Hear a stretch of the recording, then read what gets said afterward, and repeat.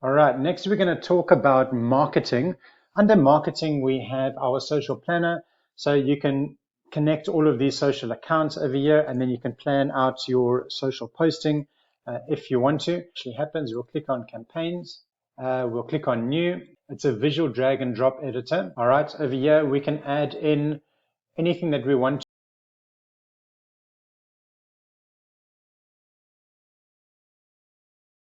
We can add in any of our social buttons that we would like to, and we can edit our social accounts over here. If you want to remove one, just remove it over here. If you want to add one in, then you can choose from the drop down option over here. Okay, next we're going to add in our footer. All right, over here you then edit your email address if you would like that. If you want this to be out, you can remove that, and you can say you want to change how you receive these emails. This is then connected to an unsubscribe option. It will then go to the contact, and it will create what they call a DND for email. DND stands for do not disturb. So even if you try and send that contact an email, it will skip that contact. Next, what we'll do is we'll click save, and then next we're going to say send or schedule. Now have a look at all of these options over here. On the right hand side, you can see what your email actually looks like. We can do a send now, or we can actually batch schedule this out. We can choose the time over here, and we can choose how many emails we want to send out. So say, for example, we've got 1,000 people in our contact list.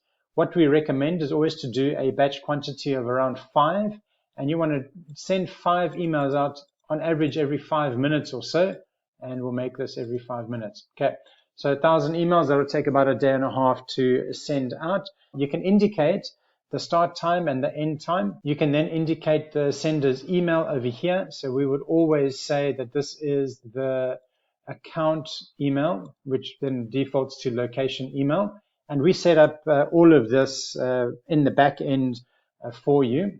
Sender's name, we will say GS, and you can edit your subject line over here. And over here is your preview text. So we've got a high conversion rate if you actually enter the contact's first name. Next, what we want to do is we want to send this to, we can choose which contacts we want to send this to. We can create what they call a smart list, but I really like this one, pre-built segments. And now we can choose the segment. The segment can be only engaged contacts in the last 7 days, last 30 days, last 60 days. Maybe you only want to send this to engaged contacts in the last 5 campaigns. So say now you're only sending 2 or 3 campaigns a year. You can then indicate that if they've been engaged and opened up an email, engaged means that they've opened up the email.